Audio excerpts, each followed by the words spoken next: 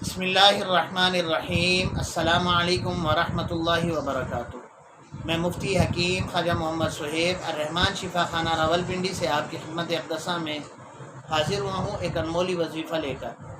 उम्मीद है मेरी पहले वाली वीडियोस भी आपको पसंद आई होंगी। तमाम बहन भाइयों को हमारे इस पेज के अंदर, इस चैनल के अंदर खुश आमदीद। आज का जो वजीफ़ा है बहुत ही अनमोल है और बहुत ही अक्सर है, और उसके बताने से पहले मैं आप रहमान रूहानी इलाजगाह का थोड़ा सा तारुफ़ कराना चाहता हूँ कि हमारे यहाँ अल्लाह की मखलूक की खिदमत फ़ी सबीलिल्लाह की जाती है। जादू, जिन्नात, नज़र बद, शैतानी असरात, जायदाद के मसाइल, कारोबारी मसाइल, इसके अलावा शुगर, यरकान, कैंसर, बे औलादी, शादी, इनकी रुकावटों के लिए दम, वज़ाइफ और तावीज़ात भी दिए जाते हैं। अगर आपके भी इनमें से कोई मसाइल हैं तो आप हमसे, वीडियो स्क्रीन के ऊपर हमारा नंबर शो हो रहा होगा, आप उस पर भी हमसे रब्ता करके रहनुमाई ले सकते हैं। बहुत सारे लोगों की बहुत सारी शिकवे होते हैं कि हमारे मसाइल हल नहीं होते, हमारा काम नहीं होता, हम परेशान हैं। तो आज मैं आपको उनके असबाब भी बताऊँगा और वजूहात भी बताऊँगा। कल की तारीख़ का एक वाक़या है कि मेरे पास एक फ़ोन आया और कहने लगे कि हज़रत, हमने मुफ्ती साहब बहुत सारे लोगों ने हमसे पैसे लूटे हैं पर हमारा काम नहीं हुआ, और बहुत सारे लोगों से हम लूट भी चुके हैं, अपना वक़ार, इज़्ज़तें भी दाव पर लगा चुके हैं, पर हमें फ़ायदा कुछ नहीं हुआ। लेकिन हमारे मसाइल हैं कि रोज़ बरोज़ बढ़ते ही जा रहे हैं, कम नहीं होते। तो कुछ तो फेक आमिल होते हैं जिन्होंने एक दो वजीफ़े किसी से लिए होते हैं, या किसी किताब में एक दो नक्श होते हैं, या कुछ अच्छे आदमी भी होते हैं लेकिन उनकी इल्म पर पूरी गिरफ्त नहीं होती, पता नहीं होता कि ये काम होता कैसे है, किसी का साया पीछे नहीं होता, ना उसने कोई किसी से सीखा होता है, बल्कि बस कोई किताब ली हुई है, उसमें जो नक्श दर्ज हैं बना बना के दिए जा रहे हैं। तो ऐसे लोगों के काम करने का कोई फ़ायदा नहीं होता। तो बहरहाल मैं आपको वजूहात बता रहा हूँ। कल मुझे एक फ़ोन आया, उसने कहा कि हज़रत, हमारी इज़्ज़तें दाव पर लग चुकी हैं, बहुत सारे लोगों ने हमसे पैसा खाया पर हमारा काम नहीं हुआ, क्या आपके पास इस मसले का हल है? मैंने कहा, आप मसला बताएं। उन्होंने कहा, मसला ये है कि मैंने एक शादी की थी आज से कुछ अर्सा कबल, वहाँ से उस औरत से मेरे 5 बच्चे थे।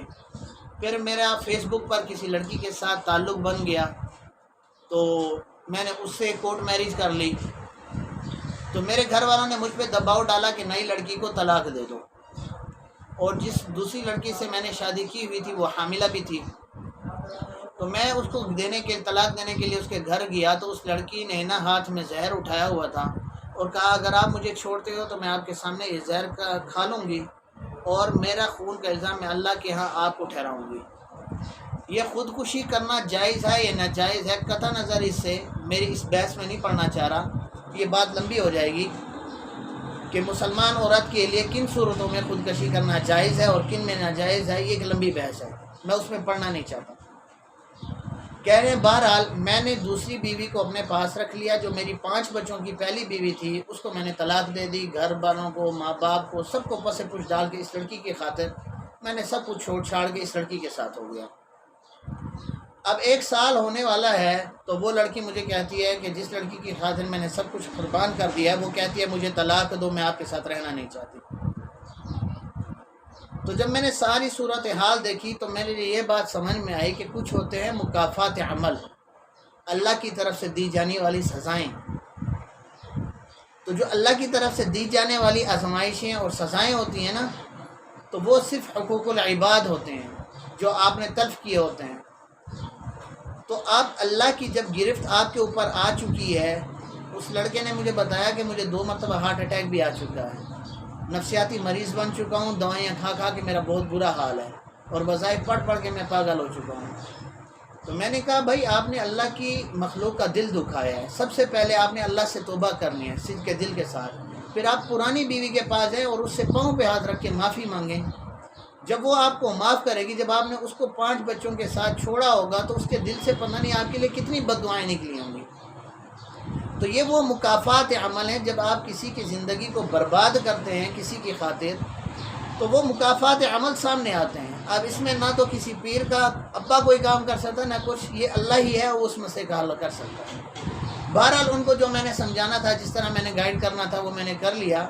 आपको भी बताने का मकसद है कि खुदारा अल्लाह की मखलूक का दिल दुखाना छोड़ दें।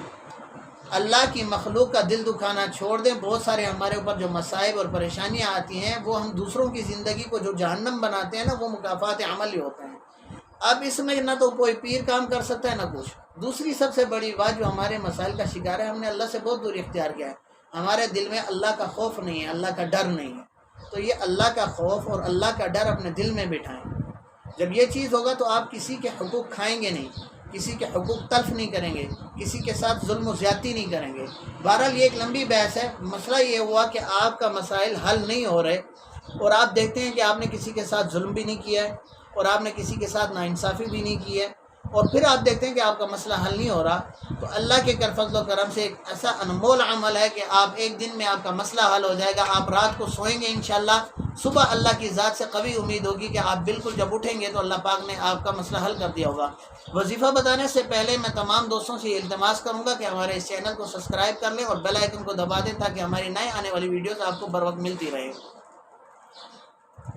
یا رحمان اللہ کے ناموں میں سے ایک نام ہے، یہ پڑھنا ہے آپ نے، لیکن بعد نماز عشاء اس طرح کہ 2 رکعت صلاۃ الحاجت کی نیت سے پڑھیں برائے دفع مصائب اور پریشانی۔ 2 رکعت نفل نماز صلاۃ الحاجت برائے دفع مصائب و پریشانی، یہ پڑھنے کے بعد نارمل 2 رکعت نفل پڑھنے ہیں آپ نے۔ اس کے بعد آپ نے اول و آخر 11 مرتبہ درود شریف پڑھنا ہے اور آپ نے یہ دعا پڑھنی ہے، یا رحمان بحق مجمع البحرین، 121 مرتبہ آپ نے پڑھنا ہے، اور اس کے بعد اپنے مسائل اور پریشانیوں کے لیے دعا مانگیں۔ اللہ پاک فضل فرمائے گا۔ یہ ایسا شارٹ کٹ اور انمول عمل ہے کہ اس کی مدد سے اللہ فضل فرمائیں گے، ایک ہی دن میں آپ کا مسئلہ حل ہو جائے گا۔ اللہ پاک ہم سب کا حامی و ناصر ہو اور دنیا جہاں کی خوشیاں خیر و عافیت سے عطا فرمائے۔